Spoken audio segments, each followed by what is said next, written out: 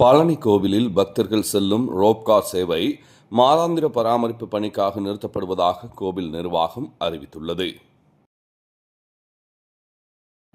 திண்டுக்கல் மாவட்டம் பழனி தண்டாயுதபாணி சுவாமி கோவிலுக்கு நாள்தோறும் ஆயிரக்கணக்கான பக்தர்களும் திருவிழா மற்றும் விசேஷ காலங்களில் லட்சக்கணக்கான பக்தர்கள் வருகை தருகின்றனர்.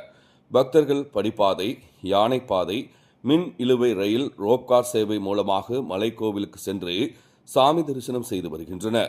ரோப்கார் சேவை மாதத்திற்கு ஒரு நாளும் வருடத்திற்கு 45 நாட்களும் பராமரிப்பு பணிக்காக நிறுத்தப்படுவது வழக்கம்.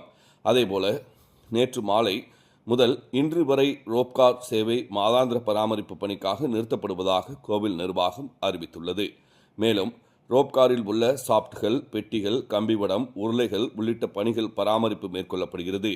மீண்டும் நாளை ஞாயிற்றுக்கிழமை வழக்கம்போல் ரோப்கார் சேவை இயக்கப்படும் எனவும் பக்தர்கள் படிப்பாதை, யானைப்பாதை, மின் இழுவை ரயில் மூலமாக மலைக்கோவிலுக்கு சென்று சாமி தரிசனம் செய்து கொள்ளுமாறு கோவில் நிர்வாகம் அறிவுறுத்தியுள்ளது. சனிக்கிழமை காலை 6 மணி அளவில் கிடைக்கப்பெற்ற தகவல்.